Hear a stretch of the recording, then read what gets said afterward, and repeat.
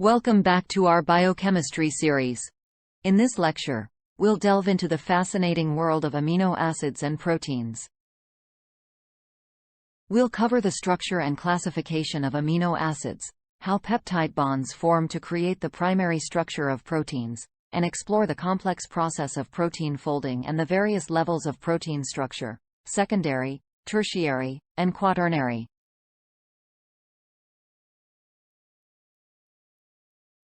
Structure and classification of amino acids.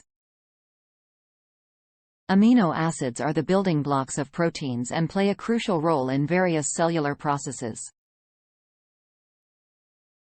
They consist of an amino group, NH2, a carboxyl group, COOH, and a side chain, often denoted as R group. There are 20 standard amino acids, each with its unique chemical properties and functions. We can classify amino acids into different groups based on the characteristics of their R groups, such as nonpolar, polar, acidic, and basic amino acids. Peptide bond formation and primary structure of proteins. When amino acids come together in a condensation reaction, a peptide bond is formed between the carboxyl group of one amino acid and the amino group of another. This bond creates a dipeptide, and when multiple amino acids link together, they form a polypeptide chain. The specific order of amino acids in the polypeptide chain constitutes the primary structure of a protein, and it is encoded by the genetic information in our DNA. Protein folding and secondary structure. Protein folding is a highly intricate process where the polypeptide chain adopts a specific three-dimensional shape. The secondary structure refers to the local folding patterns of the polypeptide chain, primarily involving hydrogen bonding between amino acids. Two common secondary structures are alpha helices and beta sheets, each contributing to the overall stability and function of the protein. Tertiary and quaternary structures.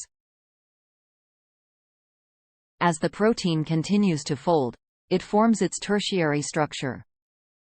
This structure results from interactions between the side chains of amino acids, including hydrogen bonds, ionic bonds, hydrophobic interactions, and disulfide bonds. The tertiary structure gives the protein its unique 3D shape and determines its specific function. Some proteins consist of multiple polypeptide chains, and their arrangement creates the quaternary structure. This level of structure is vital for proteins with complex functions and requires precise interactions between the individual subunits. Enzyme kinetics and mechanisms. Enzymes are specialized proteins that catalyze biochemical reactions in the cell. We'll explore enzyme kinetics, including the Michaelis-Menten equation, which describes the relationship between enzyme activity, substrate concentration, and reaction rate. Understanding enzyme mechanisms, such as competitive and non-competitive inhibition, will shed light on how enzymes regulate metabolic pathways and maintain cellular homeostasis. And that concludes our lecture on amino acids and proteins.